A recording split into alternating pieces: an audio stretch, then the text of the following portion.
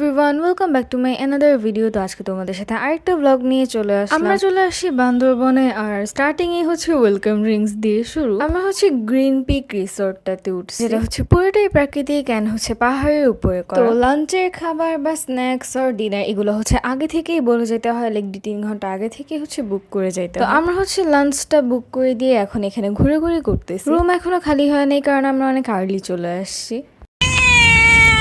আর এখানে হচ্ছে আমি একটা বিড়াল পেয়ে গেছি। পুরো জায়গাটাই এত বড় অ্যান্ড এত সুন্দর, আমি সিরিয়াসলি জাস্ট অবাক হয়ে গেছিলাম, লাইক এত সুন্দর, পাহাড়টা এত সুন্দর লাগতেছিল। ফাইনালি হচ্ছে আমরা পাহাড় বেয়ে রুমে চলে যাব। তো এইটা হচ্ছে আমাদের রুম অ্যান্ড এটা ভালোই বড়সড়ই ছিল। আমার আগে বারান্দায় চোখ গেছে, তো আমি বারান্দায় দৌড় মারছি। বারান্দার পাশে হচ্ছে বসার জায়গা আছে অ্যান্ড একটা বড় দোলনা, অ্যান্ড এইখান থেকে হিল ভিউটা এত জোস লাগে, লাইক ইউ ক্যান সি পুরাই গাছপালায় ভরপুর অ্যান্ড হচ্ছে আকাশটা কত সুন্দর লাগতেছে।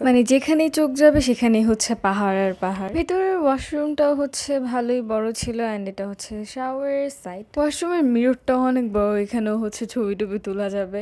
অ্যান্ড পাশেই হচ্ছে যে টুথব্রাশ আর ওইটার সাথে কিছু এক্সট্রা স্টাফ দিছে। তো আমি হচ্ছে ফ্রেশ হয়ে আবার বারান্দায় চলে যাব। আজকে হচ্ছে যে রিসোর্টেই ঘুরবো, আমরা হচ্ছে 2 দিন থাকবো। তো সেকেন্ড দিন হচ্ছে যে এক এক জায়গায় যাবো। ব্লগটা যেহেতু অনেক বড় হবে তাই আমি 2টা পার্টে করতেছি। অনেক বড় বলতে আবার অত বড় না, বাট হচ্ছে ফার্স্ট দিন আর সেকেন্ড দিন আলাদা আলাদা করতেছি।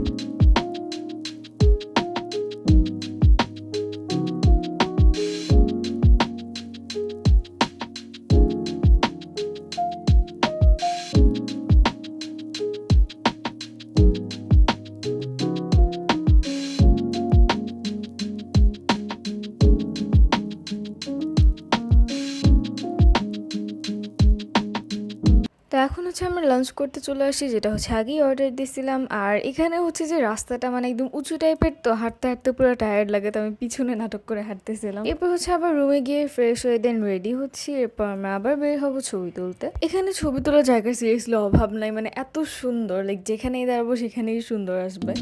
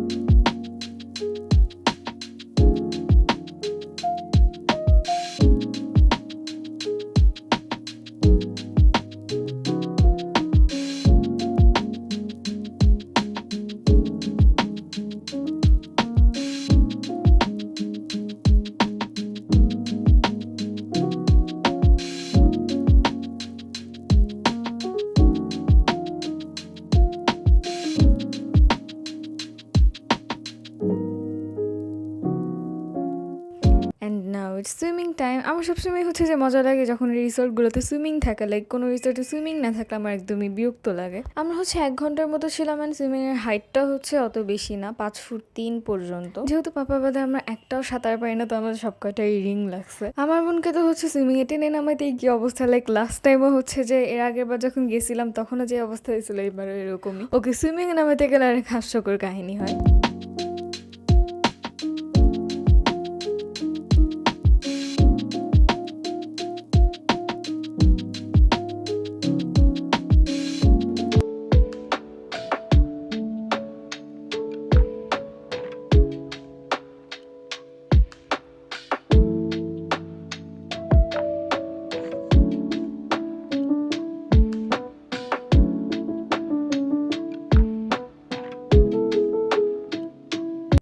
এতক্ষণ সুইমিং এ থাকার পর হচ্ছে আমার মাথা ব্যথা হয়ে গেছে, তো আমি এখন সন্ধ্যার দিকে কফি খাবো। তো সন্ধ্যাবেলার ভিউটা এখানে অনেক সুন্দর ছিল, অ্যান্ড রাত্রিবেলার ভিউটা আরো সুন্দর। নিচে দিয়ে এক সাইডে অনেকগুলো লাইট লাগানো। একটু পরে হচ্ছে আমরা সন্ধ্যার দিকে বের হয়ে যাব স্ন্যাক্স খাইতে, লাইক 6:30-7টা করে। স্ন্যাক্সে হচ্ছে যে French fry and Thai soup নিচ্ছিলাম, মোটামুটি মজাই ছিল খাবারগুলো। ফ্রেঞ্চ ফ্রাই গুলো আহামরি ছিল না, লাইক বাসে যেরকম ওই টাইপের।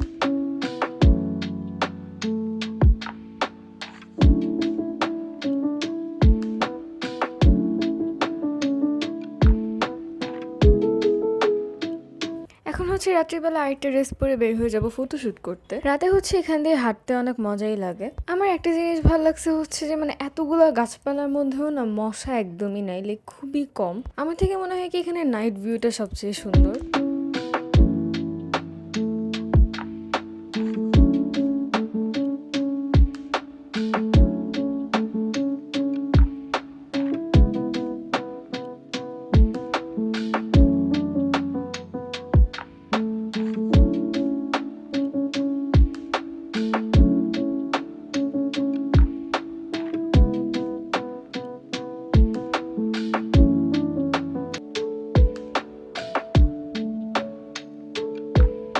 এখন হচ্ছে আমরা ডিনার করতে চলে আসছি অ্যান্ড আমরা অর্ডার করছিলাম ব্যাম্বু চিকেন, তারপর বাতাবি রাইস আর হচ্ছে যে একটা নর্মাল রাইস। এটা হচ্ছে প্লেটার ছিল অ্যান্ড এটার সাথে একটা বেগুন ভর্তাও ছিল যেটা অনেক মজা ছিল অ্যান্ড এটার মধ্যে হচ্ছে চিংড়িও ছিল। বাতাবি রাইসটার প্রাইসও অনেক বেশি অ্যান্ড মজাও কিন্তু অনেক ছিল। তোমরা যদি যাও এই রাইসটা অবশ্যই ট্রাই করবা। অ্যান্ড পার্ট 1টা হচ্ছে এতটুকুই, তো তোমরা পার্ট 2-র জন্য ওয়েট করো। Thanks for watching my video.